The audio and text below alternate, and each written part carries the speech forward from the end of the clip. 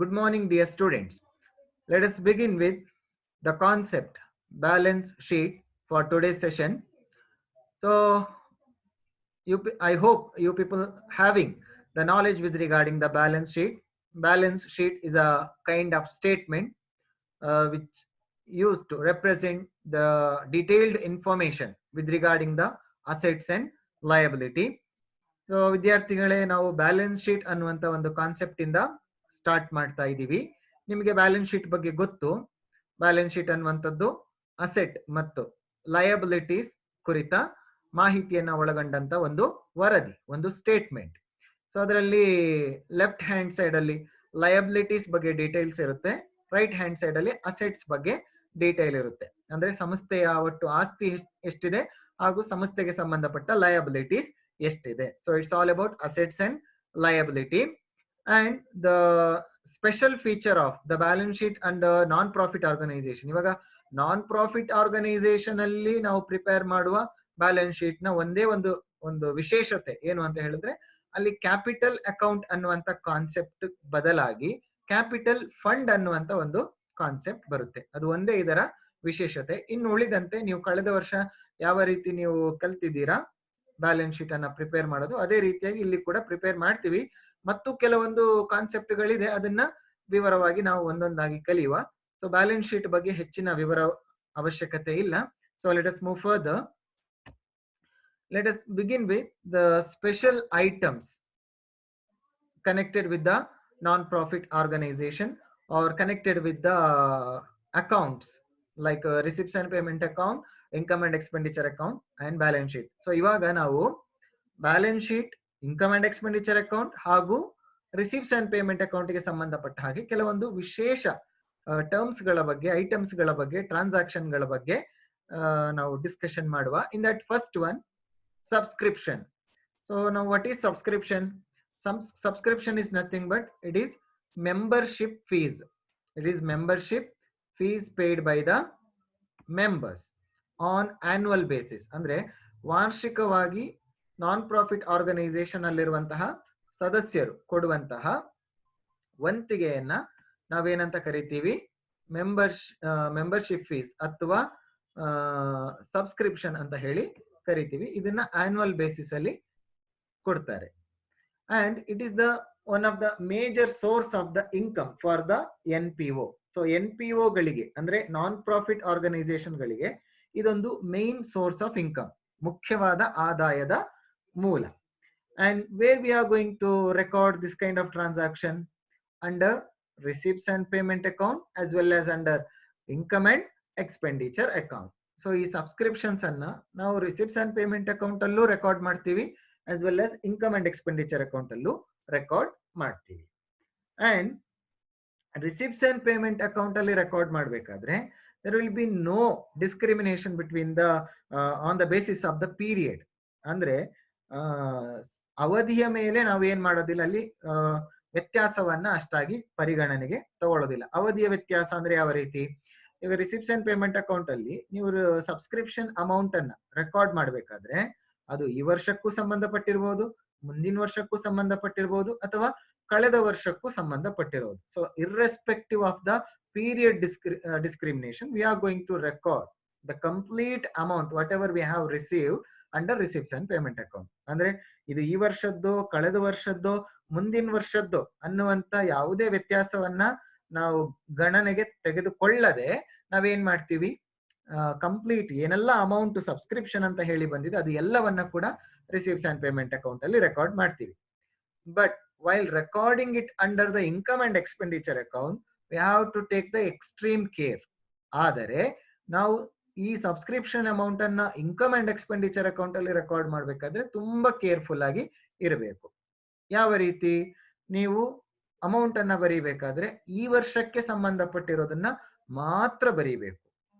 It means whatever belongs to the current year, okay, whatever the subscription amount is there, if it is belongs to current year, then only we have to record it under income and expenditure account. Income and expenditure account ಅಲ್ಲಿ ಈ ವರ್ಷಕ್ಕೆ ಸಂಬಂಧಪಟ್ಟಿರುವ subscription amount ಅನ್ನ ಮಾತ್ರ ನಾವು ಬರೀಬೇಕು. Okay, the second major concept or term we need to discuss, that is about donation. Now what is donation? Donation is a kind of gift or sort of gift. The gift in the form, ಯಾವ ರೀತಿಯ gift? It may be in the form of cash, ಹಣದ ರೂಪದಲ್ಲಿ ಬಂದಿರುವ gift ಆಗಿರ್ಬೋದು, ಅಥವಾ it may be in the form of ಪ್ರಾಪರ್ಟಿಯ ಆಧಾರದಲ್ಲಿರುವಂತಹ ಒಂದು ಗಿಫ್ಟ್ ಕೂಡ ಆಗಿರ್ಬೋದು. ಪ್ರಾಪರ್ಟಿ, ಅಸೆಟ್ ರೂಪದಲ್ಲೂ ಇರಬಹುದು, ಅಥವಾ ಅಸೆಟ್ ಒಂದು ಭಾಗ ಯಾವುದು, ಕ್ಯಾಶ್ ರೂಪದಲ್ಲೂ ಕೂಡ ಇರಬಹುದು. ಆಮೇಲೆ ಈ ಡೊನೇಷನ್ಸ್ ಅನ್ನ ಯಾವ ಅಕೌಂಟ್ ಅಲ್ಲಿ ಬರೀಬೇಕು ಅದು ಇಂಪಾರ್ಟೆಂಟ್. ನೀವು ಮುಖ್ಯವಾಗಿ ಅಕೌಂಟ್ಸ್ ಅಲ್ಲಿ ಕಲಿಬೇಕಾಗಿರೋದೇ ಅದು, ಯಾವ ಟ್ರಾನ್ಸಾಕ್ಷನ್ ಎಲ್ಲಿ ಬರೀಬೇಕು. ಸೊ ನೀವು ಅದನ್ನೇ ಸ್ವಲ್ಪ ಜಾಸ್ತಿ ಫೋಕಸ್ ಮಾಡಿ. So donation, the donation should be recorded under receipt side of the receipts and payment account. ಈ ಡೊನೇಷನ್ ಅನ್ನುವಂಥದ್ದು ರಿಸಿಪ್ಟ್ಸ್ ಅಂಡ್ ಪೇಮೆಂಟ್ ಅಕೌಂಟ್ ಅಲ್ಲಿ ಇರುತ್ತೆ ಜಾಸ್ತಿಯಾಗಿ. ಎಲ್ಲಿ? ರಿಸಿಪ್ಟ್ ಸೈಡ್ ಅಲ್ಲಿ. ಇನ್ನೊಂದು ವಿಚಾರ, ಈ ಡೊನೇಷನ್ ಅನ್ನ ಮತ್ತೆ ಎರಡು ರೀತಿಯಾಗಿ ಡಿವೈಡ್ ಮಾಡಿದೀವಿ. It is further divided into 2 types. In that first one, specific donation. So ಮೊದಲನೇದು specific donation. Now what is specific donation? If donation received for a specific purpose or specified purpose, then it is known as specific donation. Then we have to utilize those amount for that specified reason. ಒಂದು ನಿಶ್ಚಿತವಾದ ಕಾರಣವನ್ನ ಇಟ್ಕೊಂಡು ನೀವು public ಇಂದ donation ಅನ್ನ collect ಮಾಡಿದ್ರೆ, ಆ ನಿಶ್ಚಿತ ಕಾರಣಕ್ಕೆ collect ಮಾಡಿರುವ ಅಮೌಂಟ್ ಅನ್ನ ಅದಕ್ಕೋಸ್ಕರ ಮಾತ್ರ ಬಳಕೆ ಮಾಡಬೇಕು. ಸೊ ಅದನ್ನ ನಾವು ಸ್ಪೆಸಿಫಿಕ್ ಡೊನೇಷನ್ ಅಂತ ಹೇಳಿ ಕರೆಯುತ್ತೇವೆ. ಓಕೆ, ಇವಾಗ ಇದು ಕ್ಯಾಪಿಟಲ್ ಇನ್ ನೇಚರ್. ಇದು ಯಾವ ನೇಚರ್ ಅನ್ನ ಹೊಂದಿದೆ? Capital in nature. ಉದಾಹರಣೆಗೆ, donation collected for constructing the school building. School ಕಟ್ಟಡವನ್ನ ಕಟ್ಟುವುದಕ್ಕೋಸ್ಕರ ಡೊನೇಷನ್ ಮಾಡಲಾಯಿತು ಅನ್ನುವಂಥದ್ದು ಒಂದು ಸ್ಪೆಸಿಫಿಕ್ ರೀಸನ್ಗೆ ಅದಕ್ಕೋಸ್ಕರ ಮಾತ್ರ ಬಳಸಬೇಕು. ಸೊ ಈ ತರದ್ದು ರೆಗ್ಯುಲರ್ ನೇಚರ್ ಅಲ್ಲಿ ಇರೋದಿಲ್ಲ, ಪದೇ ಪದೇ ಬರೋದಿಲ್ಲ. ಅದಕ್ಕೋಸ್ಕರ ಇದನ್ನ ಕ್ಯಾಪಿಟಲ್ ನೇಚರ್ ಟ್ರಾನ್ಸಾಕ್ಷನ್ ಅಂತ ಕನ್ಸಿಡರ್ ಮಾಡ್ತೀವಿ. ಇದು ರಿಸಿಪ್ಟ್ಸ್ ಅಂಡ್ ಪೇಮೆಂಟ್ ಅಕೌಂಟ್ ಅಲ್ಲಿ ಬರುತ್ತೆ, ಆದ್ರೆ ಇನ್ಕಮ್ ಅಂಡ್ ಎಕ್ಸ್ಪೆಂಡಿಚರ್ ಅಕೌಂಟ್ ಅಲ್ಲಿ ಬರೋದಿಲ್ಲ. Okay, I hope you understood. ಮತ್ತೆ ರಿಸಿಪ್ಟ್ಸ್ ಅಂಡ್ ಪೇಮೆಂಟ್ ಅಕೌಂಟ್ ಅನ್ನ ಹೊರತುಪಡಿಸಿ, then where we can record such transaction. Receipts and payment account ಅನ್ನ ಹೊರತುಪಡಿಸಿ ಬೇರೆ ಎಲ್ಲಿ ನಾವು ಈ ಟ್ರಾನ್ಸಾಕ್ಷನ್ ಅನ್ನ ಬರೀಬಹುದು? ಅದು ಬ್ಯಾಲೆನ್ಸ್ ಶೀಟ್ ಅಲ್ಲಿ. ಬ್ಯಾಲೆನ್ಸ್ ಶೀಟ್ ಅಲ್ಲಿ ಯಾವ ಸೈಡ್ ಅಲ್ಲಿ? ಲಯಬಿಲಿಟಿ ಸೈಡ್ ಅಲ್ಲಿ. ಯಾಕೆ ಅಂದ್ರೆ ಇದು ಕ್ಯಾಪಿಟಲೈಸ್ಡ್ ಐಟಮ್. ಇದೊಂದು ಕ್ಯಾಪಿಟಲ್ ನೇಚರ್ ಅನ್ನ ಹೊಂದಿರುವ ಟ್ರಾನ್ಸಾಕ್ಷನ್. ಓಕೆ, ಇನ್ನೊಂದು ರೀತಿಯ ಡೊನೇಷನ್ ಇದೆ. One more type of donation is there, that is known as general donation. ನಾವು the term itself says it is for general purpose. ಅಂದ್ರೆ ಸಾಮಾನ್ಯ ಉದ್ದೇಶಕ್ಕೆ, ಯಾವುದೇ ಒಂದು ನಿಶ್ಚಿತ ಉದ್ದೇಶ ಇಲ್ಲ. There is no specific reason. Generally collected from the public in the form of gift ರೂಪದಲ್ಲಿ ಪಬ್ಲಿಕ್ ಇಂದ ಸಾಮಾನ್ಯವಾಗಿ ಕಲೆಕ್ಟ್ ಮಾಡಿರುವಂಥದ್ದು. ನಾವು what kind of nature it have? Revenue nature. ಇದನ್ನ ನಾವು ರೆವೆನ್ಯೂ ನೇಚರ್ ಟ್ರಾನ್ಸಾಕ್ಷನ್ ಅಂತ ಹೇಳಿ ಕರೆಯುತ್ತೇವೆ. So we consider it as revenue transaction, especially revenue receipt. Okay, and it is regular in nature. ಇದನ್ನ ರೆವೆನ್ಯೂ ಅಂತ ಕರೆಯೋದಕ್ಕೆ ಕಾರಣ ಏನು? Because of its regular nature or recurring in nature. ಇದು ಪದೇ ಪದೇ ಕಲೆಕ್ಟ್ ಮಾಡ್ತಾನೆ ಇರ್ತಾರೆ. Now the question is where to record. ಎಲ್ಲಿ ಇದನ್ನ ಬರೀಬೇಕು? Income side. ಯಾವ ಅಕೌಂಟ್ ಅಲ್ಲಿ? ಇನ್ಕಮ್ ಅಂಡ್ ಎಕ್ಸ್ಪೆಂಡಿಚರ್ ಅಕೌಂಟ್ ಅಲ್ಲಿ. Under income and expenditure account, income side we have to record this transaction if it is belongs to current year. ಅದು ಈ ವರ್ಷಕ್ಕೆ ಸಂಬಂಧಪಟ್ಟಿದ್ದರೆ ಮಾತ್ರ. ಇನ್ಕಮ್ ಅಂಡ್ ಎಕ್ಸ್ಪೆಂಡಿಚರ್ ಅಕೌಂಟ್ ಅಲ್ಲಿ ಬರೀಬೇಕಾಗಿರೋದು ಯಾವಾಗ? ಅದು ಈ ವರ್ಷಕ್ಕೆ ಸಂಬಂಧಪಟ್ಟಿದ್ದರೆ ಮಾತ್ರ. ಥರ್ಡ್ ಕಾನ್ಸೆಪ್ಟ್, ಇವಾಗ ಮುಖ್ಯ ವಿಚಾರಕ್ಕೆ ಬರೋಣ. ಮೂರನೇ ವಿಚಾರ, concept, ಲೆಗಾಸೀಸ್. Now what is legacies? Simple. Legacies means it is the amount. What kind of amount? ಯಾವ ರೀತಿಯ amount? It is received as per the will of the deceased person. ಅಂದ್ರೆ ಒಬ್ಬ ವ್ಯಕ್ತಿ ಅವನು ಸತ್ತ ಮೇಲೆ ಅವನ ಆಸೆಯ ಪ್ರಕಾರ ಒಂದು ಸಂಸ್ಥೆಗೆ ದುಡ್ಡು ಬಂದ್ರೆ, ಅರ್ಥ ಆಯ್ತಾ ಮಕ್ಕಳೇ? ಸೊ ಆ ವ್ಯಕ್ತಿ ಸಾಯೋ ಮುಂಚೆ ಒಂದು ಮಾತನ್ನ ಕೊಟ್ಟಿರ್ತಾನೆ, ನನ್ನ ಆಸ್ತಿಯಲ್ಲಿ ಇಷ್ಟು ಪಾಲನ್ನ ಇಂತಹ ಸಂಸ್ಥೆಗೆ ಕೊಡಬೇಕು ಅಂತ. So that kind of amount received by the non profit organisation is known as legacies. Okay, and where it should be appear, ಇದನ್ನ ಎಲ್ಲಿ ನಾವು ತೋರಿಸ್ತೇವೆ ಅಕೌಂಟಿಂಗ್ ಅಲ್ಲಿ? ರಿಸಿಪ್ಟ್ಸ್ ಅಂಡ್ ಪೇಮೆಂಟ್ ಅಕೌಂಟ್ ಅಲ್ಲಿ receipt side, and also it is added to the capital fund under the balance sheet. So legacies ಅನ್ನ receipts and payment account ಅಲ್ಲಿ receipt side ಅಲ್ಲಿ ಬರೀತಾರೆ, ಅದರ ಜೊತೆಗೆ ಅದನ್ನ ಬ್ಯಾಲೆನ್ಸ್ ಶೀಟ್ ಅಲ್ಲಿ ಕ್ಯಾಪಿಟಲ್ ಫಂಡ್ ಜೊತೆಗೆ ಸೇರಿಸಿ ಬರೀತಾರೆ, ಆಡ್ ಮಾಡ್ತಾರೆ. It should be added to capital fund under balance sheet. Why because it is not recurring in nature. ಯಾಕೆ ಇದನ್ನ ರಿಸಿಪ್ಟ್ಸ್ ಅಂಡ್ ಪೇಮೆಂಟ್ ಅಕೌಂಟ್ ಮತ್ತೆ ಬ್ಯಾಲೆನ್ಸ್ ಶೀಟ್ ಅಲ್ಲಿ ಮಾತ್ರ ಬರೀತಾರೆ? ಯಾಕೆ ಇನ್ಕಮ್ ಅಂಡ್ ಎಕ್ಸ್ಪೆಂಡಿಚರ್ ಅಕೌಂಟ್ ಅಲ್ಲಿ ಬರೆಯಲ್ಲ ಅಂದ್ರೆ ಇದು ರೆಕರಿಂಗ್ ಇನ್ ನೇಚರ್ ಅಲ್ಲ. ಅಂದ್ರೆ ಇದು ಪದೇ ಪದೇ ಬರುವಂತದ್ದಲ್ಲ. ದಿನಾ ಯಾರಾದ್ರೂ ಸಾಯ್ತಾರ? ಅಲ್ಲ, ದಿನ ಸಾಯ್ತಾರೆ, ಆದ್ರೆ ದಿನಾ ಸತ್ತೋಗ್ಬೇಕಾದ್ರೆ ಅವರ ಆಸ್ತಿಯನ್ನ ನಾನ್ ಪ್ರಾಫಿಟ್ ಆರ್ಗನೈಸೇಷನ್ಗೆ ಬರ್ದಿಟ್ಟು ಹೋಗ್ತಾರ? ಎಲ್ಲರೂ ಆ ರೀತಿ ಬರೆದು ಹೋಗಲ್ಲ. ಎಲ್ಲರೂ ಆ ತರ ಅಮೌಂಟ್ ಅನ್ನ ಕೊಡೋದಿಲ್ಲ. ಅದು ಸಣ್ಣ ಅಮೌಂಟ್ ಆಗಿರ್ಲಿ, ದೊಡ್ಡ ಅಮೌಂಟ್ ಆಗಿರ್ಲಿ, ಒಟ್ಟಿನಲ್ಲಿ ಆ ವ್ಯಕ್ತಿ ಸಾಯ್ಬೇಕು, ಸತ್ತಾಗ ಅವನ ಆಸೆಯ ಪ್ರಕಾರ ಅದು ಸಂಸ್ಥೆಗೆ ದುಡ್ಡು ಬರಬೇಕು. ಆ ತರ ಬಂದ್ರೆ ಮಾತ್ರ ಲೆಗಾಸಿಸ್. ಇದು ಪ್ರತಿನಿತ್ಯ ನೀವು ಎಕ್ಸ್ಪೆಕ್ಟ್ ಮಾಡೋದಕ್ಕೆ ಆಗೋದಿಲ್ಲ. So it is not recurring in nature. Okay, so if it is small amount, ಈ ಲೆಗಾಸಿಸ್ ಅಮೌಂಟ್ ಅಕಸ್ಮಾತ್ ಏನಾದ್ರೂ ತೀರಾ ಸಣ್ಣ ಅಮೌಂಟ್ ಬಂತು ಅಂತ ತಿಳ್ಕೊಳ್ಳಿ, ಅವಾಗ ಅದನ್ನ ನೀವು ಕ್ಯಾಪಿಟಲ್ ಟ್ರಾನ್ಸಾಕ್ಷನ್ ಅಂತ ಕನ್ಸಿಡರ್ ಮಾಡಬೇಡಿ. ಅದನ್ನ ನೀವು ರೆವೆನ್ಯೂ ಟ್ರಾನ್ಸಾಕ್ಷನ್ ಅಂತ ಕನ್ಸಿಡರ್ ಮಾಡಿ ಇನ್ಕಮ್ ಅಂಡ್ ಎಕ್ಸ್ಪೆಂಡಿಚರ್ ಅಕೌಂಟ್ ಅಲ್ಲಿ ಬರಿಬಹುದು. ಯಾವಾಗ ಮಾತ್ರ ಈ ಲೆಗಾಸಿಸ್ ಅಮೌಂಟ್ ತೀರಾ ಸಣ್ಣ ಅಮೌಂಟ್ ಆದ್ರೆ, if it is very small amount, then you can record it under income and expenditure account. Otherwise you have to record it under balance sheet as well as under receipts and payment account. Let us move further. The fourth concept, that is entrance fees. Now what is entrance fees? It is also known as admission fees. ಈ entrance fees ಅನ್ನ ನಾವು admission fees ಅಂತಾನು ಹೇಳಿ ಕರೆಯುತ್ತೇವೆ.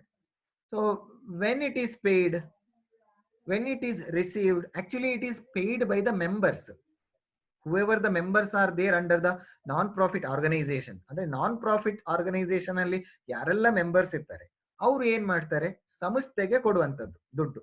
ಯಾವಾಗ ಕೊಡೋದು? Admission ಆಗೋ ಟೈಮಲ್ಲಿ. ಅಂದ್ರೆ ಮೆಂಬರ್ಶಿಪ್ ಅನ್ನ ತಗೋಬೇಕಾದ್ರೆ ಒಂದು ಅಮೌಂಟ್ ಅನ್ನ ಕೊಡ್ತಾರೆ. ಅದು ಸಣ್ಣ ಅಮೌಂಟ್ ಆಗಿರ್ಬೋದು, ತುಂಬಾ ತೀರಾ ದೊಡ್ಡ ಅಮೌಂಟ್ ಆಗಿರ್ಬೋದು. ಅದು ಸಂಸ್ಥೆಯ ಮೇಲೆ ಡಿಪೆಂಡ್. ಅದು ಯಾವ ರೀತಿ ಕ್ಲಬ್, ಅದು ಯಾವ ರೀತಿ ಆರ್ಗನೈಸೇಷನ್, ಅದ್ರ ಮೇಲೆ ಡಿಪೆಂಡ್. ಓಕೆ, ಕೆಲವೊಂದು ತುಂಬಾ ಫೇಮಸ್ ಕ್ಲಬ್ಗಳಿರುತ್ತೆ. ಆ ತರದ ಕ್ಲಬ್ ಅಲ್ಲಿ ನೀವು ಮೆಂಬರ್ ಆಗ್ಬೇಕು ಅಂದ್ರೆ ಅಡ್ಮಿಷನ್ ಫೀಸ್ ಸ್ವಲ್ಪ ಜಾಸ್ತಿ ಇರಬಹುದು. Okay, so it is treated as non recurring item. ಇದನ್ನ ನಾವು ನಾನ್ ರೆಕರಿಂಗ್ ಐಟಮ್ ಅಥವಾ ಕ್ಯಾಪಿಟಲ್ ನೇಚರ್ ಟ್ರಾನ್ಸಾಕ್ಷನ್ ಅಂತ ಹೇಳಿ ಕನ್ಸಿಡರ್ ಮಾಡ್ತೀವಿ. ಓಕೆ, ಯಾಕೆ ಅಂದ್ರೆ ಇದು ಅಡ್ಮಿಷನ್ ಟೈಮ್ ಅಲ್ಲಿ ಮಾತ್ರ ಇಸ್ಕೊಳ್ಳೋದು. ಪದೇ ಪದೇ ಯಾರು ಕೂಡ ಅಡ್ಮಿಷನ್ ಫೀಸ್ ಅನ್ನ ಅಥವಾ ಎಂಟ್ರೆನ್ಸ್ ಫೀಸ್ ಅನ್ನ ರಿಸೀವ್ ಮಾಡಲ್ಲ. ಇದನ್ನ ನಾವು ಬ್ಯಾಲೆನ್ಸ್ ಶೀಟ್ ಅಲ್ಲಿ ಕ್ಯಾಪಿಟಲ್ ಫಂಡ್ ಜೊತೆಗೆ ಸೇರಿಸಿ ಬರಿಬೇಕು. ಯಾವಾಗ ಆ ಎಂಟ್ರೆನ್ಸ್ ಫೀಸ್ ಅನ್ನ ಅವರು ಸ್ಪೆಸಿಫಿಕ್ ಇನ್ಸ್ಟ್ರಕ್ಷನ್ ಕೊಟ್ಟಿರ್ಬೇಕು, ಏನಂತ, ಇದನ್ನ ಕ್ಯಾಪಿಟಲೈಸ್ ಮಾಡಿ ಅಂತ ಹೇಳಿದಾಗ ನಾವು ಆ ಎಂಟ್ರೆನ್ಸ್ ಫೀಸ್ ಅನ್ನ ಏನ್ ಮಾಡಬಹುದು ಮಕ್ಕಳೇ, ಕ್ಯಾಪಿಟಲ್ ಫಂಡ್ ಜೊತೆಗೆ ಸೇರಿಸಿ ಬರಿಬಹುದು. ಎಲ್ಲಿ? ಬ್ಯಾಲೆನ್ಸ್ ಶೀಟ್ ಸ್ಟೇಟ್ಮೆಂಟ್ ಅಲ್ಲಿ. ಇವಾಗ ಒಂದು ವಿಚಾರ ಎಂಟ್ರೆನ್ಸ್ ಫೀಸ್ ಬಗ್ಗೆ ಹೇಳ್ಬೇಕಾಗಿರೋದು, ಈ ಎಜುಕೇಶನಲ್ ಇನ್ಸ್ಟಿಟ್ಯೂಷನ್, ಎಜುಕೇಶನಲ್ ಅಂದ್ರೆ ವಿದ್ಯಾಸಂಸ್ಥೆಗಳು, ಶಿಕ್ಷಣ ಸಂಸ್ಥೆಗಳು, ಇದಕ್ಕೆ ಸಂಬಂಧಪಟ್ಟ ಹಾಗೆ ಈ ಎಂಟ್ರೆನ್ಸ್ ಫೀಸ್ ಅನ್ನ ಕ್ಯಾಪಿಟಲ್ ನೇಚರ್ ಟ್ರಾನ್ಸಾಕ್ಷನ್ ಅಂತ ಹೇಳಿ ಕನ್ಸಿಡರ್ ಮಾಡಲ್ಲ. ಯಾಕೆಂದ್ರೆ ಇಲ್ಲಿ ಅಡ್ಮಿಷನ್ ಫೀಸ್ ಅನ್ನುವಂಥದ್ದು ರೆಗ್ಯುಲರ್ ಆಗಿ ಬರುತ್ತೆ. ನೀವು ಅಡ್ಮಿಷನ್ ಆಗೋದು ಒಂದು ಸಲ, ಆದ್ರೆ ನೀವು ಫೀಸ್ ಅನ್ನ ಏನ್ ಮಾಡ್ತೀರಾ, 5 ಕಂತು 10 ಕಂತು ಮಾಡಿ ಕಟ್ತೀರಾ ಅಲ್ವಾ? ಕೆಲವರು 4 ಕಂತು, 3 ಕಂತು, 5 ಕಂತು, ತುಂಬಾ ತೀರಾ ಬಡವರಾದ್ರೆ 10 ಕಂತು ಅಲ್ವಾ? ಸ್ವಲ್ಪ ಸ್ವಲ್ಪ ಸ್ವಲ್ಪ ದುಡ್ಡು ಕೊಟ್ಟು ನೀವೇನ್ ಮಾಡ್ತೀರಾ, ಕಾಲೇಜಿಗೆ ಕೊಡ್ತೀರಾ. ಈ ಕಾಲೇಜಲ್ಲಿ ಈ ಅಡ್ಮಿಷನ್ ಫೀಸ್ ಅನ್ನುವಂಥದ್ದು ಒಂದೇ ಸಲ ಬರಲ್ಲ, ಸ್ವಲ್ಪ ಸ್ವಲ್ಪ ಬರುವಂತದ್ದು. ಅವಾಗ ಇದನ್ನ ರೆಕರಿಂಗ್ ಇನ್ ನೇಚರ್ ಅಂತ ಹೇಳಿ ಕರೀತಾರೆ. ಏನಂತ ಕರೀತಾರೆ? Recurring in nature. ಸೊ ಅದನ್ನ ರೆವೆನ್ಯೂ ಟ್ರಾನ್ಸಾಕ್ಷನ್ ಅಂತ ಕನ್ಸಿಡರ್ ಮಾಡಬೇಕು. ಮತ್ತೆ ನೀವು ಅದನ್ನ ಎಲ್ಲಿ ಬರಿಬೇಕು? ಇನ್ಕಮ್ ಅಂಡ್ ಎಕ್ಸ್ಪೆಂಡಿಚರ್ ಅಕೌಂಟ್ ಅಲ್ಲಿ ಬರಿಬೇಕು. ಅರ್ಥ ಆಯ್ತಾ ಮಕ್ಕಳೇ? ಹಾಗಾದ್ರೆ ಎಂಟ್ರೆನ್ಸ್ ಫೀಸ್ ಅನ್ನುವಂಥದ್ದು ಕ್ಯಾಪಿಟಲ್ ನೇಚರ್ ಕೂಡ ಆಗುತ್ತೆ, ರೆವೆನ್ಯೂ ನೇಚರ್ ಕೂಡ ಆಗುತ್ತೆ. ಸಂದರ್ಭಕ್ಕೆ ಅನುಗುಣವಾಗಿ, based on the situation, it will be treated as both revenue nature transaction as well as capital nature transaction. Okay, well, especially in the matter of educational institution, entrance fees is considered as revenue nature transaction. For all other kind of non-profit organization, it is considered as capital nature transaction, except educational institution. Fifth concept, life membership fees. Now, what is life membership fees? The term itself says its meaning. It's about lifetime membership fees. ಅಂದ್ರೆ ಜೀವನ ಪರ್ಯಂತ ನಾವು ಒಂದು ಸಂಸ್ಥೆಯಲ್ಲಿ member ಆಗಿದ್ದಾಗ ನಾವು ಸಂಪೂರ್ಣವಾಗಿ life time membership fees ಅಂತ ಹೇಳಿ ಒಂದು ಅಮೌಂಟ್ ಅನ್ನ ಕೊಟ್ರೆ, ಅಂದ್ರೆ ಲಂಪ್ ಸಮ್ ಆಗಿ, if a member prefer to pay a lump sum amount as a lifetime membership fees, then we call such kind of membership fees as life membership fees instead of paying periodic basis. ಮಧ್ಯೆ ಅವಾಗ membership fees ಕೊಡೋ ಬದಲು ಒಂದೇ ಸಲ ಒಂದು ದೊಡ್ಡ ಮೊತ್ತದ amount ಅನ್ನ ಕೊಟ್ಟು ಬಿಡೋದು, ತಗೊಳ್ಳಿ ಇದು ನಾನು ಲೈಫ್ ಟೈಮ್ ನಿಮ್ಮ ಸಂಸ್ಥೆಯಲ್ಲಿ ಮೆಂಬರ್ ಆಗಿರ್ತೀನಿ ತಗೊಳ್ಳಿ ಅಂತ ಹೇಳಿ ಕೊಡುವಂಥದ್ದು. Okay, such amount is treated as capital receipt. ಇದನ್ನ ನಾವು capital transaction, capital nature transaction ಅಂತ ಹೇಳಿ ಟ್ರೀಟ್ ಮಾಡಬೇಕು. ಯಾಕೆ? ಎಲ್ರಿಗೂ ಲೈಫ್ ಇರೋದು ಒಂದೇ, ಲೈಫ್ ರಿಪೀಟ್ ಆಗುತ್ತಾ? ಇಲ್ಲ. ಸೊ ಲೈಫ್ ಏನಾಗಲ್ಲ, ರಿಪೀಟ್ ಆಗಲ್ಲ, ಅದು ರೆಕರಿಂಗ್ ಇನ್ ನೇಚರ್ ಅಲ್ಲ. So life time membership fees ಅನ್ನುವಂಥದ್ದು ಒಂದೇ ಸಲ ಬರುವಂತದ್ದು. ಓಕೆ, ಇದನ್ನ ನಾವು ಕ್ಯಾಪಿಟಲ್ ನೇಚರ್ ಟ್ರಾನ್ಸಾಕ್ಷನ್ ಅಂತ ಹೇಳಿ ಕನ್ಸಿಡರ್ ಮಾಡಿ ಅದನ್ನ ಕ್ಯಾಪಿಟಲ್ ಫಂಡ್ಗೆ ಸೇರಿಸಿ ಬರಿಬೇಕು. ಎಲ್ಲಿ? ಬ್ಯಾಲೆನ್ಸ್ ಶೀಟ್ ಅಲ್ಲಿ. Sixth concept, sale of old asset. ಹಳೆಯ ಆಸ್ತಿಗಳನ್ನ ಮಾರಾಟ ಮಾಡುವಂಥದ್ದು, sale of old asset. So asset ಇದು ರಿಸಿಪ್ಟ್ಸ್ ಅಂಡ್ ಪೇಮೆಂಟ್ ಅಕೌಂಟ್ ಅಲ್ಲಿ ಮುಖ್ಯವಾಗಿರುತ್ತೆ. ಸೊ ಯಾವಾಗ ಒಂದು ಅಸೆಟ್ ಸೇಲ್ ಆಯ್ತು ಅಂತ ಗೊತ್ತಾಗುತ್ತೆ, ಅವಾಗ ನೀವೇನ್ ಮಾಡಬೇಕು, ಆ ಸೇಲ್ ಆಗಿರೋ ಅಮೌಂಟ್ ಅನ್ನ ಇನ್ಕಮ್ ಅಂಡ್ ಎಕ್ಸ್ಪೆಂಡಿಚರ್ ಅಕೌಂಟ್ ಅಲ್ಲಿ ಬರಿಬೇಕು. ಸಾರಿ, ಸೇಲ್ ಮಾಡಿದಾಗ ಅಲ್ಲಿ ನಿಮ್ಗೆ ಏನು ಲಾಭಾಂಶ ಬರುತ್ತೆ ಅಥವಾ ನಿಮ್ಗೆ ನಷ್ಟ ಬರುತ್ತೆ, ಎರಡೂ ಬರ್ಬೋದು, ಲಾಭನೂ ಬರ್ಬೋದು ನಷ್ಟನೂ ಬರ್ಬೋದು. ಅದನ್ನ ನೀವೇನ್ ಮಾಡ್ಬೇಕು, ಇನ್ಕಮ್ ಅಂಡ್ ಎಕ್ಸ್ಪೆಂಡಿಚರ್ ಅಕೌಂಟ್ ಅಲ್ಲಿ ಬರಿಬೇಕು. ಸೇಲ್ ಆಗಿರೋದನ್ನ ಬರಿಬಾರ್ದು, ಬದಲಿಗೆ ಸೇಲ್ ಮಾಡಿದಾಗ ಅಲ್ಲಿ ನಿಮ್ಗೆ ಲಾಭ ಆದ್ರೆ ನಷ್ಟ ಆದ್ರೆ ಅದನ್ನ ನೀವು ಇನ್ಕಮ್ ಅಂಡ್ ಎಕ್ಸ್ಪೆಂಡಿಚರ್ ಅಕೌಂಟ್ ಅಲ್ಲಿ ಬರಿಬೇಕು.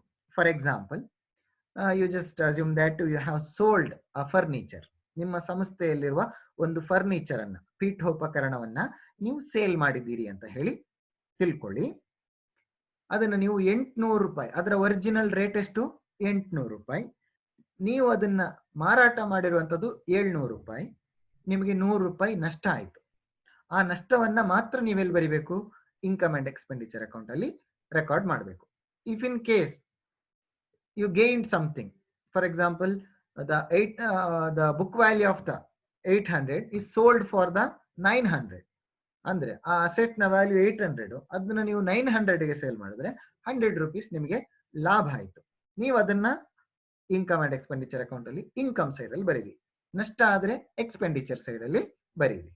ಓಕೆ, ಸೊ ಆಮೇಲೆ ಅದು ಏನು ಒರಿಜಿನಲ್ ಅಮೌಂಟ್ ಇದೆ, ಇವಾಗ ಅದರ ಒರಿಜಿನಲ್ ವ್ಯಾಲ್ಯೂ 800, ಅದು ಸೇಲ್ ಆಗಿದೆ. ಅದು ಸೇಲ್ ಆದಾಗ ಆ ಸೇಲ್ ಆಗಿರುವ ಅಷ್ಟು ವ್ಯಾಲ್ಯೂ ಅನ್ನ ಬ್ಯಾಲೆನ್ಸ್ ಶೀಟ್ ಅಲ್ಲಿ ಡಿಡಕ್ಟ್ ಮಾಡಬೇಕು. ಅಸೆಟ್ ಸೈಡ್ ಅಲ್ಲಿ ಏನ್ ಮಾಡಬೇಕು, ಅಸೆಟ್ ಇಂದ ಆ ಸೇಲ್ ಆಗಿರುವ ಅಷ್ಟು ಅಮೌಂಟ್ ಅನ್ನ ಡಿಡಕ್ಟ್ ಮಾಡಬೇಕು. Let us move further. Seventh concept, 7ನೇ concept, sale of ಪೀರಿಯಾಡಿಕಲ್ಸ್.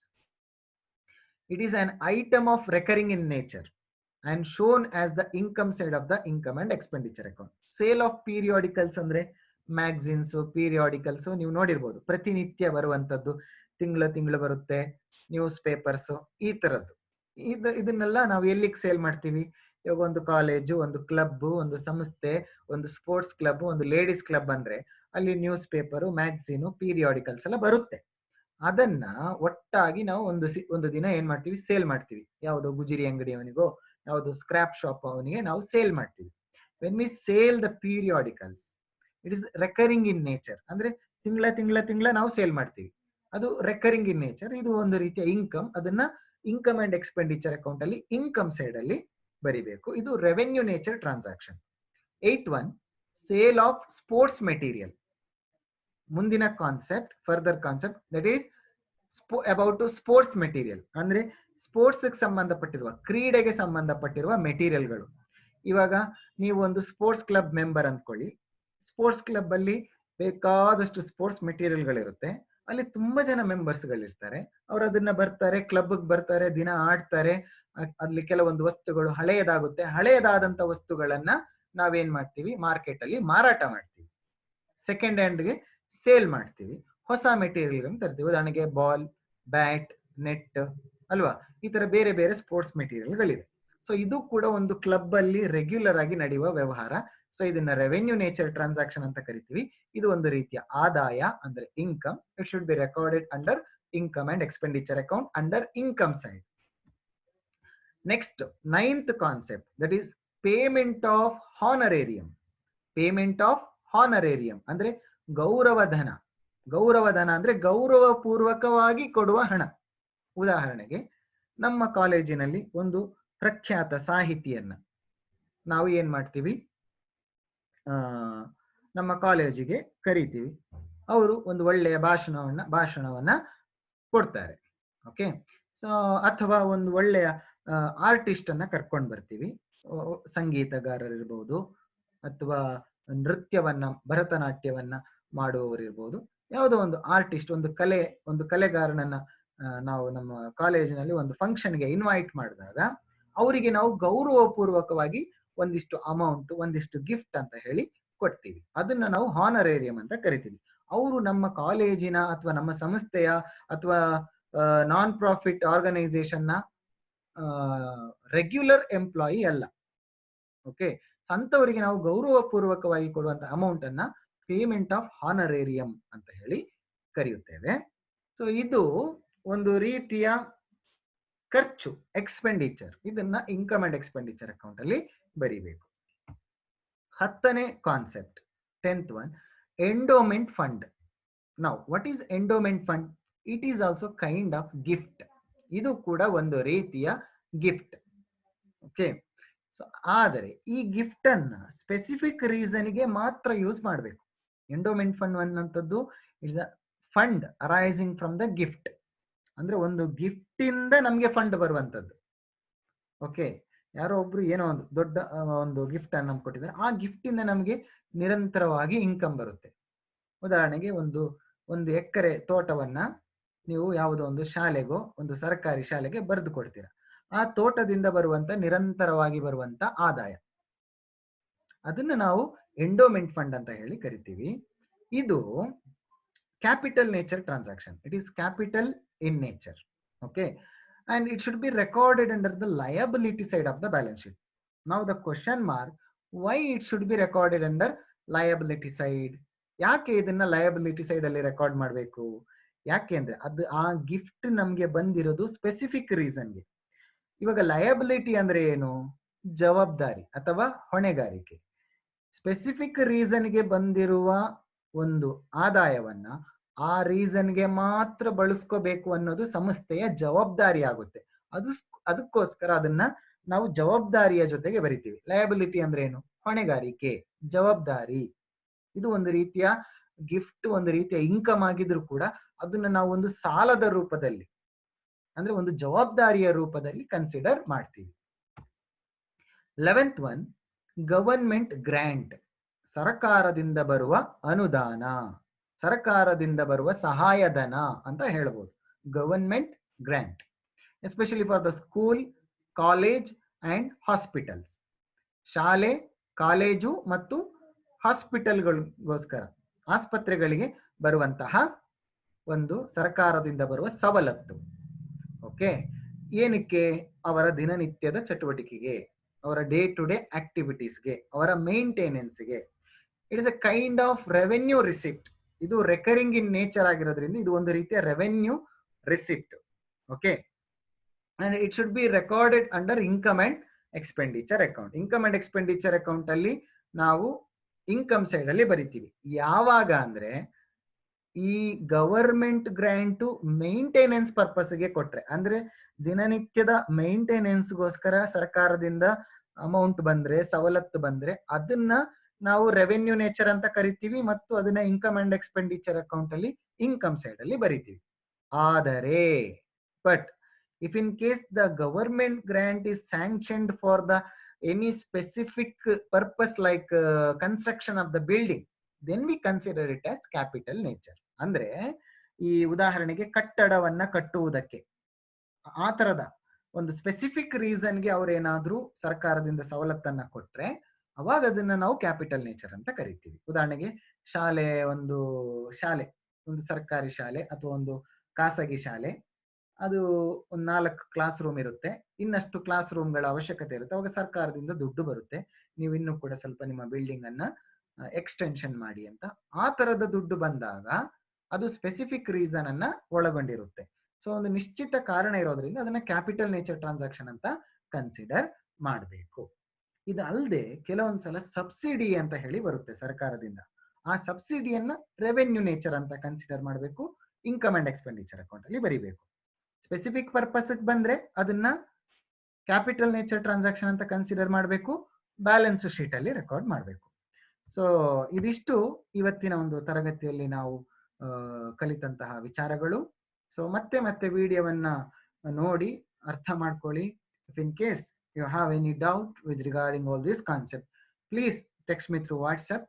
I'll try to answer your questions. Yes, dear students, I'm gonna wind up the session. Thank you.